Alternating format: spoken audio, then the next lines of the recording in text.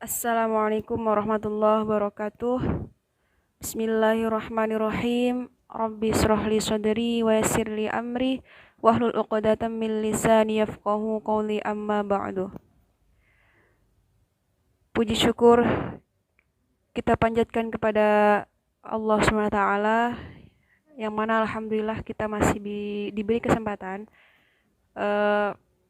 kita masih bisa melaksanakan kuliah online dalam keadaan sehat walafiat semuanya. Selanjutnya, sholat bertasalam semoga tercurahkan kepada baginda kita yang agung, yakni Kanjeng Nabi Muhammad Sallallahu Alaihi Wasallam. Semoga kita semua sebagai umatnya mendapat syafaatnya di hari kiamat nanti. Amin ya Allah ya Rabbal Alamin. Selanjutnya yang saya hormati Ibu dosen yang mudah-mudahan selalu ada dalam lindungan Allah Subhanahu wa taala. Dan juga tak lupa teman-teman semuanya yang ada di rumah, mudah-mudahan kita semua selalu diberi keistiqomahan dalam belajarnya. Amin ya Allah ya Rabbal Alamin. Langsung saja kami dari kelompok 5 akan membahas tema yang berjudul Wahyu Pertama dan Orang-orang yang Masuk Islam. Dengan rumusan masalah yang pertama yaitu bagaimana yang melatar belakangi turunnya wahyu yang pertama kepada Nabi Muhammad SAW, dan yang kedua bagaimana wahyu pertama yang diturunkan kepada Nabi Muhammad SAW, yang ketiga siapakah orang-orang yang pertama masuk Islam. Langsung saja saya akan membahas rumusan masalah yang pertama yaitu langsung saja saya akan membahas rumusan masalah yang pertama yaitu latar belakang diturunkannya wahyu Al-Quran. Sejarah kehidupan Nabi Muhammad SAW, pada saat usia remaja beliau sudah mencari rezeki sendiri dengan cara yaitu menggembala kambing. Dan terdapat tiga pelajaran yang dapat kita ambil. Yang pertama yaitu perasaan halus. Walaupun beliau sejak kecil sampai remaja itu diasuh oleh pamannya, yakni Abu Thalib, dengan rasa penuh kasih sayang dan sangat dijaga dengan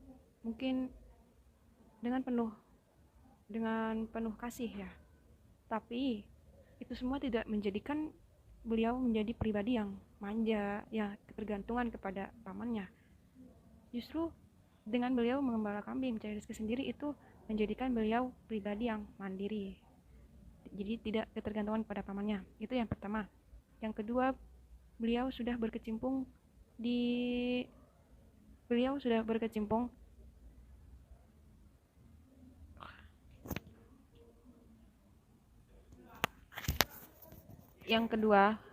ketika beliau usia remaja, beliau sudah berkecimpung di dunia perekonomian. Itu mengajarkan kepada kita bahwasannya rezeki yang baik yaitu adalah hasil usaha kita sendiri, hasil jerih payah kita sendiri. Yang ketiga yaitu menjadikan dakwah sebagai sumber rezeki dan menjatuhkan wibawa dai. Oleh karena itu, dai adalah orang yang wajib mencari maisyahnya sendiri. Pada usia beliau Kanjeng Nabi 35 tahun, ada suku Quraisy itu membangun kembali Ka'bah disebabkan adanya banjir. Saat itu terjadilah perselisihan gimana caranya meletakkan Hajar Aswad biar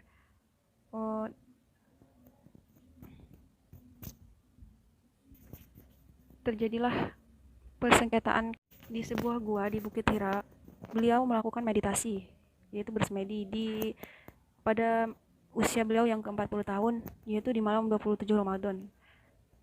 Beliau meninggalkan kota Mekah, beliau pergi ke Goa Hira untuk bermeditasi atau bertapa ya. Saat itulah malaikat Jibril datang dengan cahayanya. Beliau menyuruh kepada Nabi, bacalah. Lalu Nabi menjawab, saya tidak bisa membaca. aku tidak dapat membaca. Lalu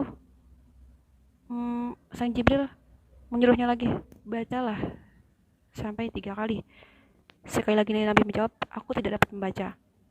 Lalu akhirnya Jibril membacanya dengan Iqra bismi rabbikal ladzi khalaq khalaqal insana min 'alaq Iqra wa rabbukal akram alladzi 'allama bil qalam 'allamal insana ma lam ya'lam. Yang artinya bacalah dengan menyebut nama Tuhanmu yang menciptakan, dia telah menciptakan manusia dari segumpal darah. Bacalah dan tahanumlah, Tuhanmu lah yang maha pemurah yang mengajar manusia dengan perantara kalam. Dia mengajar kepada manusia apa yang tidak diketahuinya. Lalu setelah itu beliau merasa ketakutan. Akhirnya beliau langsung pulang ke rumahnya dan menceritakan apa yang terjadi itu kepada istrinya, yaitu Siti Khadijah. Baik, untuk selanjutnya akan dijelaskan oleh teman kita, yaitu Saudari Mila. Kepadanya dipersilakan. Di sini saya akan menjelaskan turunnya wahyu yang kedua. Imam Bukhari meriwayatkan dari Jabir bin Abdullah bahwa Rasulullah SAW menceritakan tentang sakna itu.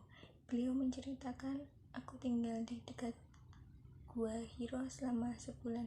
Tatkala aku sudah selesai melakukan itu, maka aku turun gunung. Ketika beliau sampai ke sebuah lembah, tiba-tiba beliau dipanggil oleh seseorang. Lalu Nabi mendongakkan pandangan ke arah langit. Ternyata malaikat yang dulu mendatangkan ketika di Gua Hiro duduk di atas kursi antara langit dan bumi. Melihat hal itu, Nabi terkejut hingga tersungkur ke bumi. Kemudian beliau mendatangi keluarganya sembari berkata, selimutilah aku, selimutilah aku. Lantas mereka menyelimutinya. Baru kemudian Allah menurunkan Wahyu Surah Al-Mudaththir ayat 1-7, perintah untuk menyampaikan dan memberi peringatan manusia akan azab Allah jika mereka tidak segera bertaubat. Cara wahyu diturunkan kepada Nabi Muhammad SAW berupa impian yang baik di waktu beliau tidur. Kadang wahyu dibawa oleh malaikat Jibril menyerupai manusia laki-laki, kemudian menyampaikan perkataan kepada beliau, kemudian perkataan itu dengan baik dan dihafalkan. Wahyu yang berat diterima beliau, yaitu kadang wahyu itu berupa bunyi genta yang berat diterima beliau. Kadang wahyu diperantara oleh malaikat, tetapi Nabi mendapatkan langsung hadirat Allah. Wahyu itu beliau diterima di atas langit ke-7. Pembahasan yang terakhir yaitu orang-orang yang masuk Islam. Banyak orang-orang yang mengikuti masuk Islam.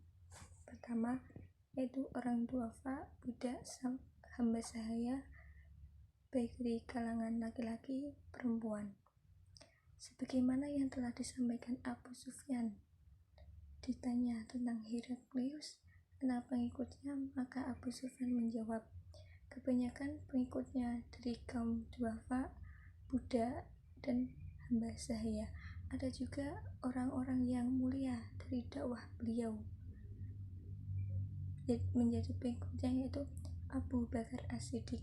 Dan ulama bersepakat bahwa yang pertama masuk Islam yaitu Siti Khadijatul Kubra, kemudian Ali bin Abi Thalib, Sayyidah Zaid bin Harisa, kemudian Abu Bakar As-Siddiq. Inilah urutan yang sebenarnya. Begitu beliau menerima wahyu, beliau langsung pulang menyampaikan kepada istri beliau, Sayyidatul Khadijatul Kubra, langsung beriman. Setelah itu Sayyidina Ali bin Abi Thalib dipelihara oleh Rasulullah. Sayyidina Ali bin Abi Thalib mendengar langsung masuk Islam pada usia 11 tahun. hamba saya Zaid bin Harisah setelah itu. Kemudian ulama Thoriqul Jama' dikumpulkan riwayat orang yang pertama masuk Islam dari kaum wanita Sayyidatul Khadijatul Kubra, dari kalangan anak kecil Ali bin Abi Thalib, dari kalangan dewasa Abu Bakar As-Siddiq, dari kalangan budak Zaid bin Harisah. Tetapi digarisbawahi Habib Umar, urutan sebenarnya di dalam masuk Islam yaitu Sayyidatul Khadijatul Kubra, Ali bin Abi Thalib, Zaid bin Harisah, Abu Bakar As-Siddiq. Kemudian orang kafir Quraisy berusaha untuk memengaruhi pengikut Nabi Muhammad SAW yang lemah untuk dikeluarkan dari Islam. Tapi tantangan, cobaan yang sebagaimana besar yang dihadapi Rasulullah, sahabat diguncangkan, diganggu, disiksa untuk dikeluarkan dari Islam. Tetapi tidak ada satupun pengikutnya yang murtad, bahkan terus berkembang dan mantap. Begitulah pengikut Nabi Muhammad SAW. Alhamdulillah, mungkin cukup itu yang dapat kami presentasikan di hari ini. Kurang lebihnya mohon maaf bila ada kekurangan dan kesalahan. Mohon dikoreksinya kepada teman-teman semua. Semoga kita semua dalam lindungan Allah SWT. Presentasi ini saya tutup. Billahi taufiq wal hidayah. Wassalamualaikum warahmatullahi wabarakatuh.